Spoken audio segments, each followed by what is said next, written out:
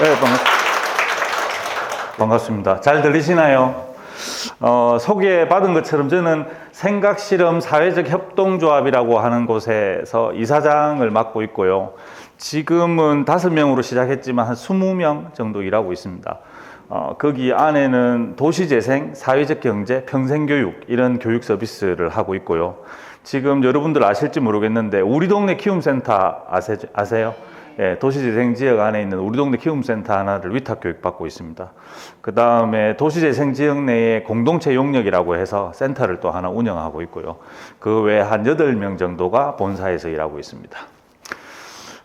지금 이게 독서 관련해서는 제가 어떤 일을 하고 있냐면 지금 현재는 강동구 강동고등학교에서 청소년 독서 리더 양성 과정을 하고 있습니다. 한 10회차로 하고 있고요.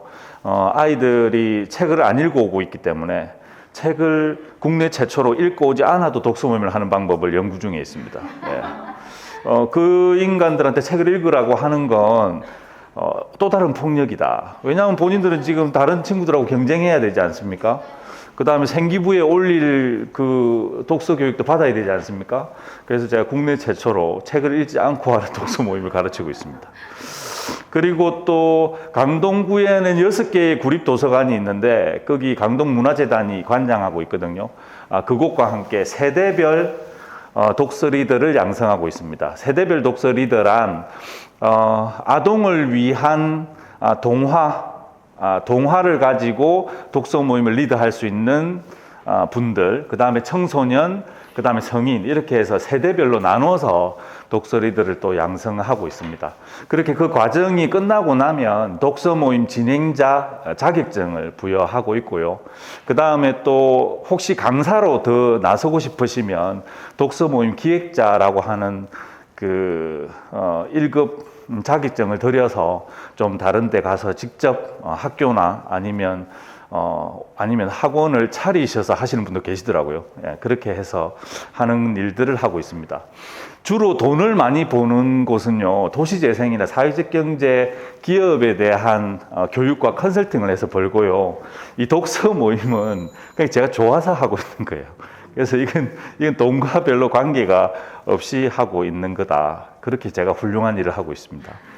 그리고 지금 여기 얼마 받고 온지도 몰라요.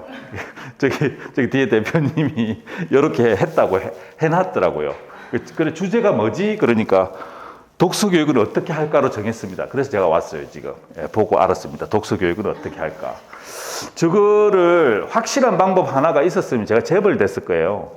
독서 교육을 하는 방법을 알려드리고, 그 다음에 여러분들이 자녀들한테 적용해서 대한민국의 독서 붐이 일어가지고 제 이름이 거의 크게 나고 돈도 많이 벌었을 거예요. 그죠? 근데 지금 하나의 완전한 방법이 없기 때문에 지금 제가 여기서 이러고 있지 않겠습니까? 제가 2개의 1부와 2부로 나눠서 준비를 했습니다. 첫 번째는 우리가 독서에 관한 것, 그 다음에 문해력에 관한 오해들을 좀 해소하자는 거 한 50분 동안 할 거고요. 그 다음에 뒤에 화장실 갔다 오고 2부에서는 프레드릭하고 물고기는 물고기야로 함께 읽기는 즐겁다라는 주제로 한번 여러분들이 직접 체험할 수 있으면 하는 바람입니다. 됐습니까? 네, 준비되셨죠? 네, 그럼 시작할 거고, 가볍게 들어가기 전에 이거는 하나 알고 좀 들어가 볼까요? 혹시 초등학교 자녀 있으신 분? 네, 중복이면 중복 하셔도 됩니다. 중학교 자녀. 예. 그 다음에 혹시 고등학교 자녀. 아우, 좋습니다. 초등학교가 한 80%, 중학교가 한 15%, 그 다음 고등학교가 한 5% 정도 되는 것 같습니다.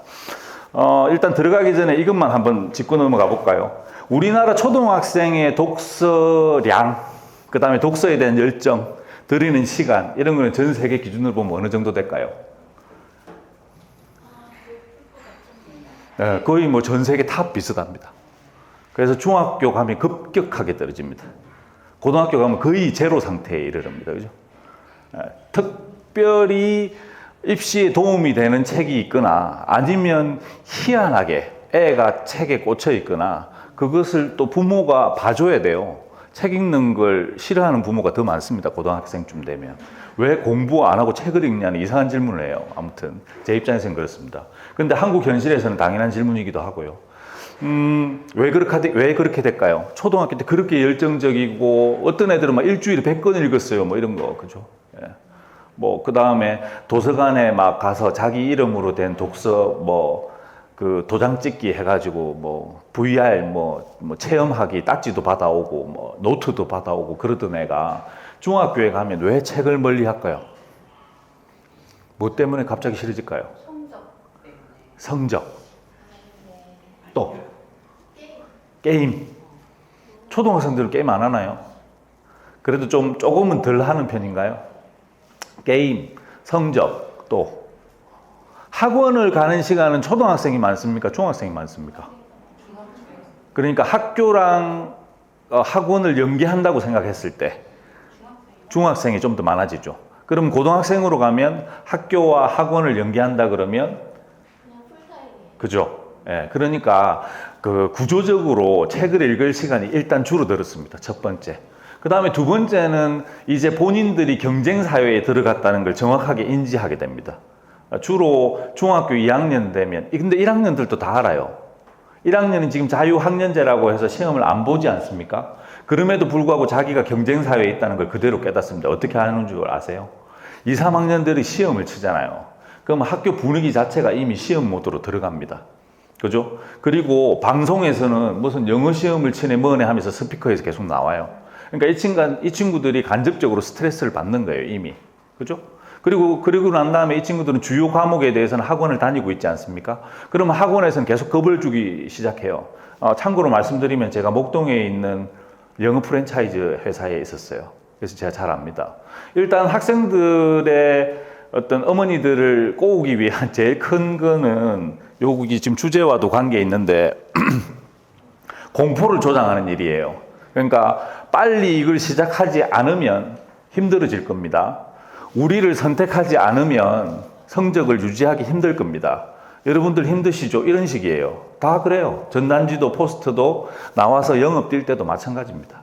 그래서 제가 이 유령이라는 걸 붙였는데 그렇게 해서 학원이 영업을 하죠. 근데 실제로 제가 강동고등학교나 강동구 특히 조금 있다가는 희문고등학교도 갈 텐데 학원 다니면서 성적 올린 애가 반에 30명 정도 있으면 몇 명 있을 것 같아요?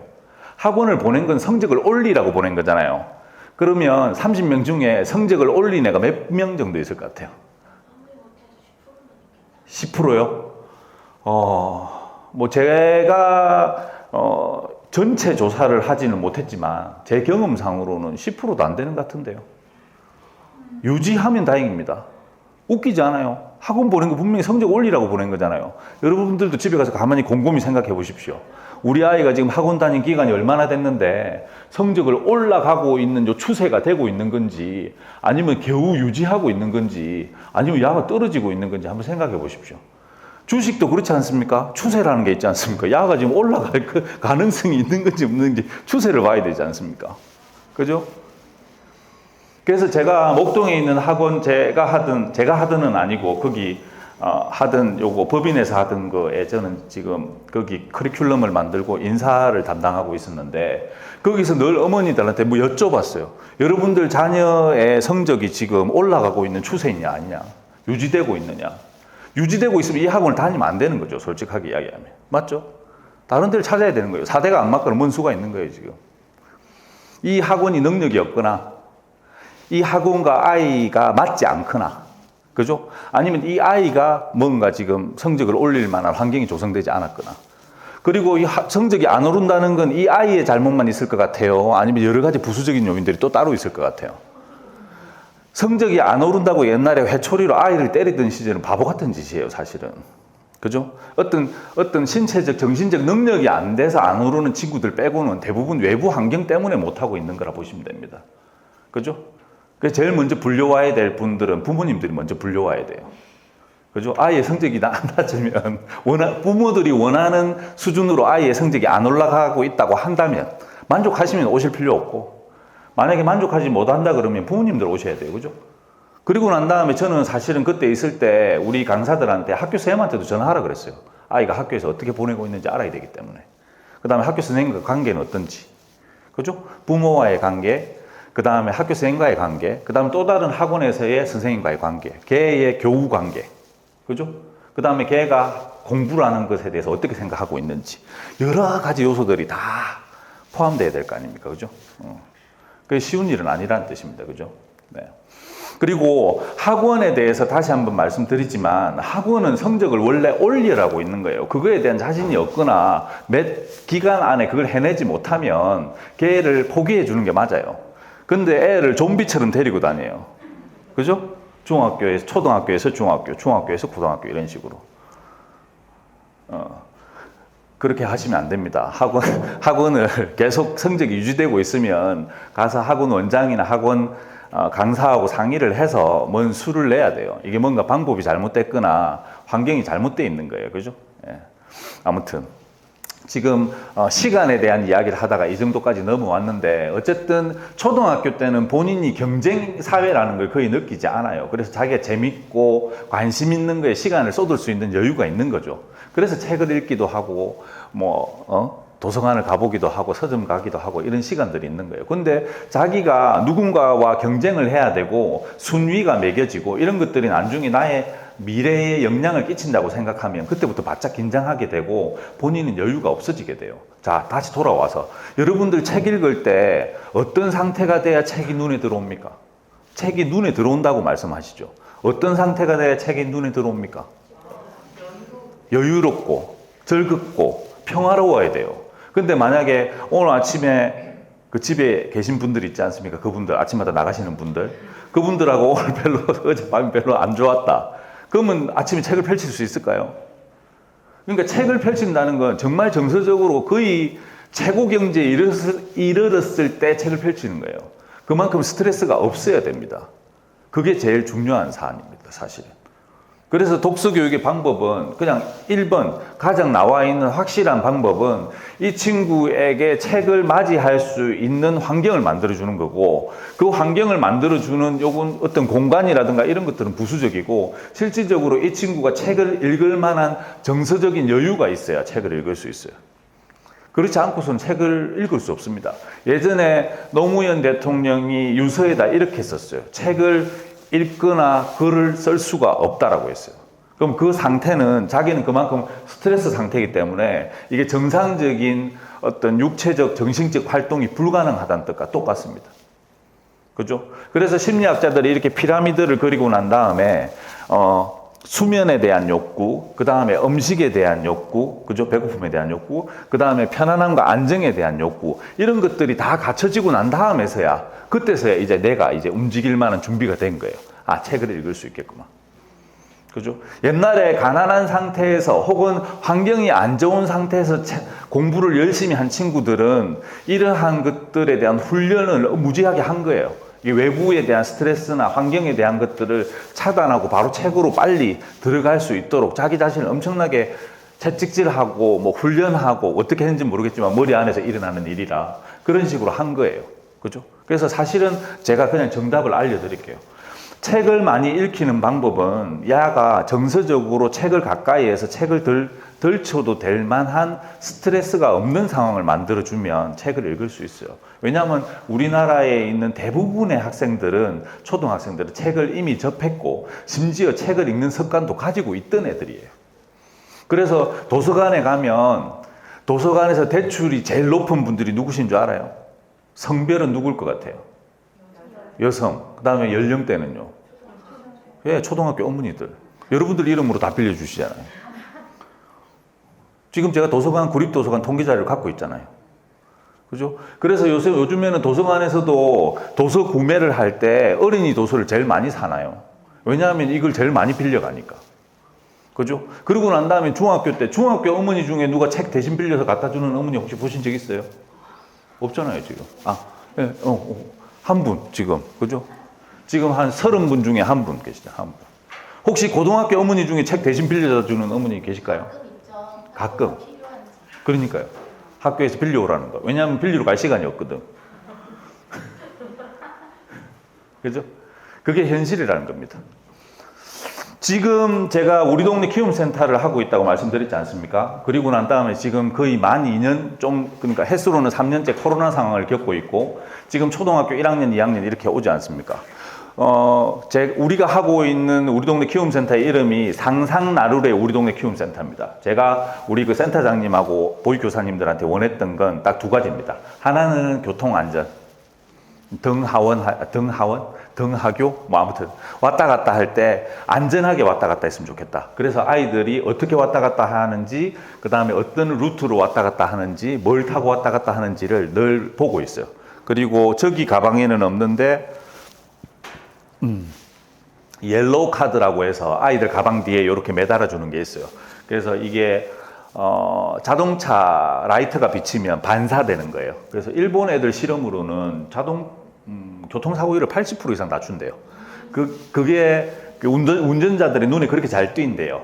그래서 아이들만 타는 게 아니고 자전거 타시는 분, 그 다음에 뭐 청소하시는 분, 뭐 이런 분들도 다 이렇게 좀 해야 되겠더라고요. 그래서 우리 동네 키움센터 오면 아이들 가방에 일단 옐로우 카드 달아주고, 그 다음에 한 달이나 두 달에 한 번씩 교통안전에 대해서 아이들한테 다시 한번 이야기해 줍니다. 여기 걸을 때 어떻게 걸어라, 좌우를 봐야 된다, 이렇게 끊임없이 계속 하고, 그 다음에 어머니들한테도 아이들 등 하원할 때 어떻게 시키는지 봅니다.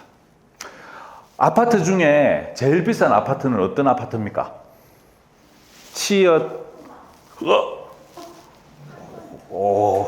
잘하셨어요. 아주 적극적으로 잘하셨어요. 그죠? 예. 뒷분한테 전달해 주시도록 바랍니다. 예. 죄송합니다. 예. 어떻게 알았지? 꽂혀 있는 거 아닙니까, 지금? 초품화에. 초품화가 초등학교를 품은 아파트지 않습니까? 그죠? 초등학교를 품은 아파트가 아파트 중에 제일 비싼 아파트예요. 강남에서도 제일 비싼 아파트는 가만히 보면 초품화고, 송파에도 초품화가 제일 비쌀 확률이 높고, 제가 지금 강동 살지 않습니까?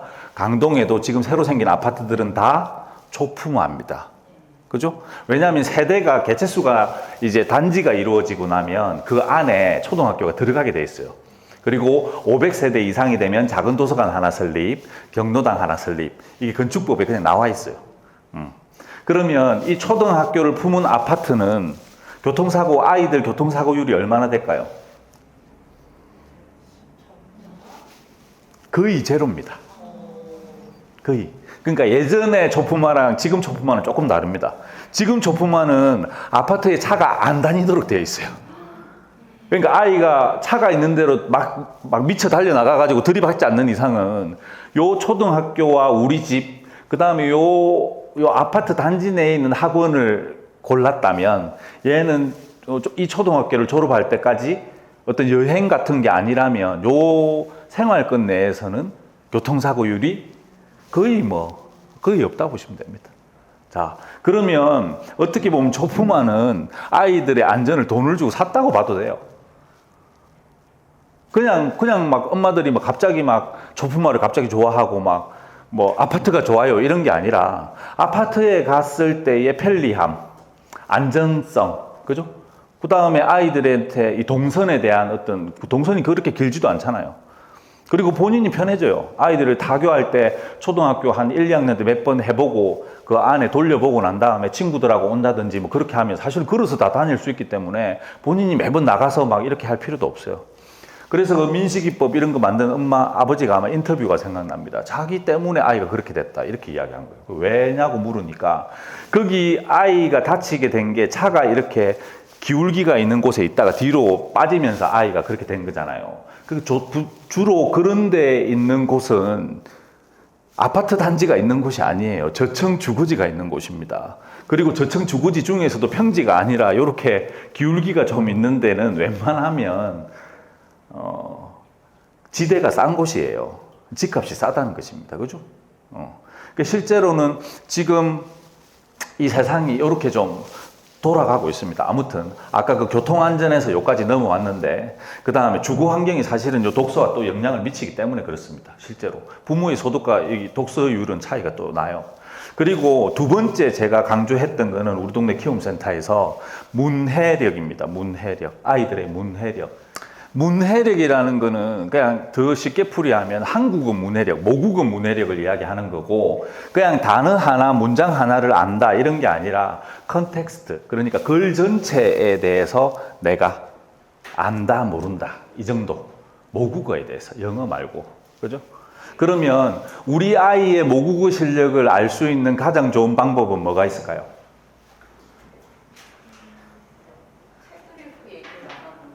좋습니다. 그것도.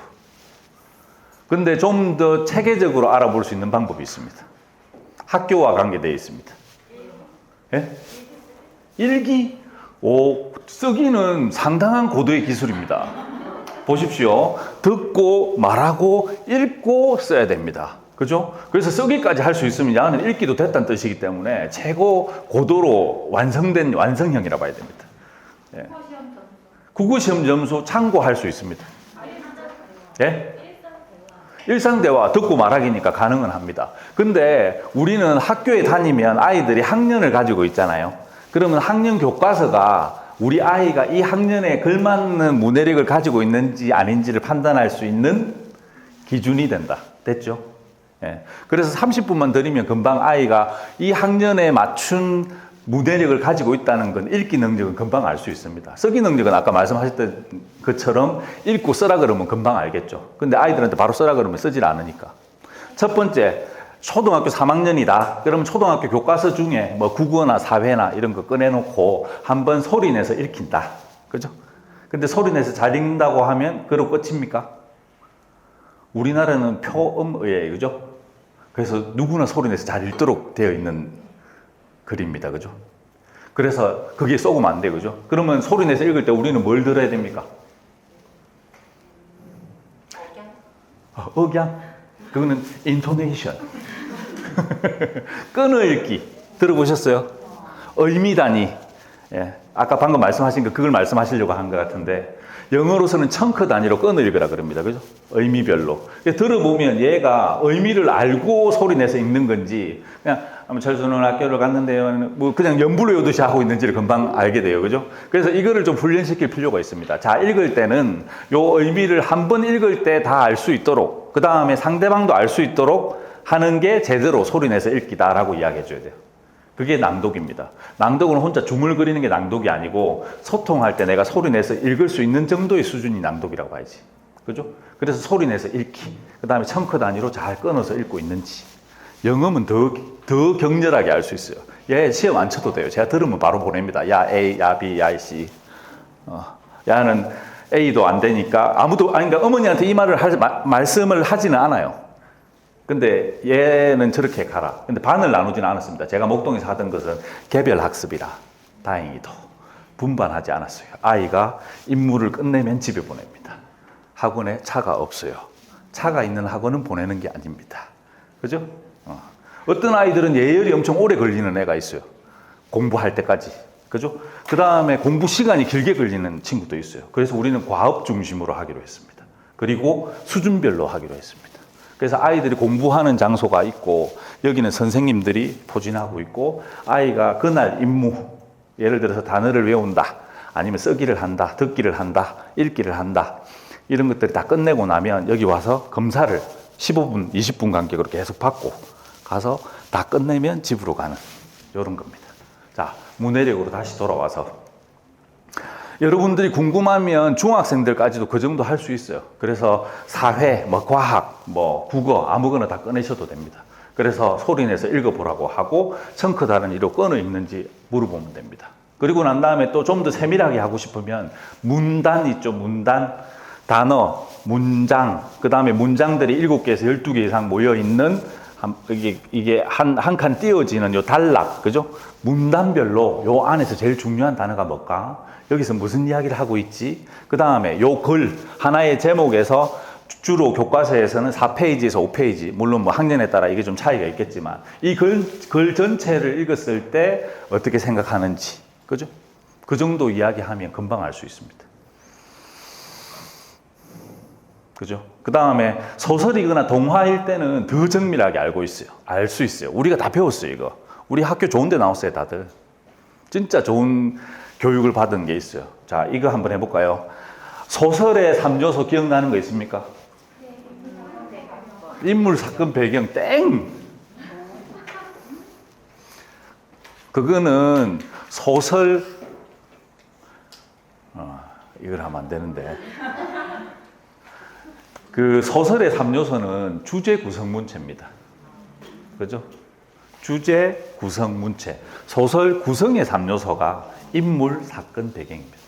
됐죠? 아까 혹시 맞추신 분 계신가요? 주제, 구성, 문체? 없으신가요? 그럼 요거 좀 대기 좀 타고. 그죠? 주제, 구성, 문체. 그 다음에 인물, 사건, 배경. 그러면 여러분들이 아이들이 동화를 읽고 있거나 소설을 읽고 있으면 금방 물어보기 좋죠. 이 전체 글을 읽고 넌 어떤 마음이 드니? 그죠? 주제예요, 주제. 그죠? 그 다음에 인물, 캐릭터. 넌 여기서 나오는 주인공들이 누구라고 생각하니? 프레드릭과 친구들. 좋아. 그러면 너는 프레드릭의 삶이 괜찮니? 프레드릭 친구들의 삶이 괜찮니? 아니면 여기서 욕하고 있는 들쥐들의 삶이 어떠니? 그죠? 그 다음 사건. 여기 그 겨울을 대비해서 식량을 많이 모으고 있다. 친구들하고 같이 전부 다 일하고 있는데 혼자 따로 떨어져서 시를 쓰고 있다. 햇살을 모으고 있다. 색깔을 모으고 있다. 이런 것들에 대해서는 어떻게 생각하니? 사건. 그죠? 주제, 구성, 문체, 인물, 사건, 배경. 그죠? 그리고 동화는 문체 대신에 그림도 있잖아요. 그럼 여러분들 물어보실 수 있어요. 이 그림에 대해서 어떻게 생각해? 이 프레드릭은 어떻게 생각해? 좀 이따가 볼 물고기는 물고기야 같은 경우에 물고기하고 개구리 또는 올챙이의 삶이 있잖아요. 그럼 이 두 개의 삶 중에 너는 어떤 걸 택하고 싶어? 읽고 나니까 어떤 기분이 들어? 여기 물고기가 뚝방으로 올라간 건 용기야, 멍청한 짓이야? 이렇게. 그죠? 이런 것들을 하면 여러분들은 벌써 여러분들의 아이들이 그 학년에 맞는 모국어 실력을 가졌는지 금방 눈치챌 수 있습니다. 아주 정밀하게. 그죠? 그래서 우리 아이가 도대체 몇 년치까지 문해력이 되어 있는 거지? 그럼 그 학년을 올리면 돼요. 지금 3학년이면 4학년 거 가져와 보고 4학년이면 6학년 거 가져와 보고 그런 식으로. 그래서 사실 우리 동네 키움센터에 작년에 생각실험에서 한국어 능력 측정 어플을 만들었어요. 그래서 교과서를 기준으로 해서 교과서에 나오는 여러 가지들을 가지고 그냥 어플에다가 이렇게 넣어놨어요. 그래서 1학년 거가 80점 넘으면 2학년 거 시켜보고 2학년 거 끝나면 3학년 거 시켜보고 이런 식으로. 그죠? 근데 그때 2년 전에 측정했던 친구들하고 지금 코로나가 되고 난 다음에 들어온 1학년, 2학년들하고는 좀 다릅니다. 사실 문해력이 좀 더 낮아진 것 같고요. 그 다음에 사회성도 좀 더 없는 것 같고 기분상 그런 건지 뭔지 모르겠으나 근데 거기서 현장에 있는 쌤들 말로는 차이가 진짜로 난답니다. 왜냐하면 코로나 되고 난 다음에 학교 가는 횟수가 많이 줄었기 때문에 사회성이 좀 줄어 있는 상황이고 그 사회성이 줄었다는 것은 듣고 말하고 읽고 쓰고에 소통할 시간이 줄었다는 뜻입니다. 그렇다면 문해력도 마찬가지로 그 앞에 2년 전에 있는 친구들보다는 낮아져 있을 확률이 높다는 뜻입니다. 물론 개인차는 엄청납니다. 그죠? 특히 영어 성적은 부모의 소득과 직격탄으로 관계 있습니다. 둘이 합쳐서 한 1억 정도 넘으면요, 목동에서 보면 초등학교 한 6학년 정도 되면 중2로 합시다. 중2, 중3 정도 되면 수능 보러 갈 수 있는 정도로 되어 있는 친구들의 소득 수준을 따지면 그럴 확률이 좀 높아요. 물론 지역적 특성이 있겠지만. 그죠? 아무튼. 그래서 지금 두 가지 말씀을 드렸습니다. 일단은 이 읽기를 한다는 것 자체는 정서적으로 안정이 많이 되어 있는 상황에서는 가능한 일인 것이고, 그 다음에 우리가 이렇게 읽기에 대해서 지금 생각해 봐야 되는 이유는 우리 아이의 문해력 때문에 그렇습니다. 근데 이 문해력은 우리 아이의 성적과 직결되어 있다고 보시면 됩니다. 그죠? 그리고 지금 아이들은 활자 콘텐츠에 익숙해 있습니까? 영상 콘텐츠에 익숙해 있습니까? 그렇죠. 자, 영상 콘텐츠를 보고 지금 아이들이 공부를 하는 게 시간이 짧게 걸리겠어요? 활자 콘텐츠를 보고 공부를 하는 게 시간이 짧게 걸리겠습니까? 영상이 짧게 걸린다고요? 알겠습니다. 이제 시작할 때가 됐습니다. 시작할 때가 됐습니다. 자, 독서 교육 어떻게 할까? 저는 정답을 말씀드리고 시작할게요. 할 수만 있으면 함께 읽기는 즐겁다는 걸 그 친구가 알았으면 합니다. 그래서 이 친구가 스스로 즐길 수 있도록 혼자도 즐기고 친구들하고도 같이 즐길 수 있다. 만약에 친구가 없다? 그러면 무슨 인터넷 게시판에 올리든 인스타에 올리든 그런 식으로 소통을 만들어서라도 함께 읽기는 즐겁다고 하는 것들을 이 친구들에게 계속해서 초등학생 때까지 했던 것들을 중고등학교에 이어나갈 수 있도록 만들고 싶습니다. 초등학생인데 지 혼자 잘 읽고 도서관 가서 책 읽어 오고 아니면 엄마한테 요거 다 읽었으니까 다른 거 해줘 하는 친구들한테는 모르겠어요. 뭐 할 수만 있으면 뭐 요런 경험을 주면 더 좋겠죠. 그죠? 자, 유명 강사의 기적 돼 있습니다.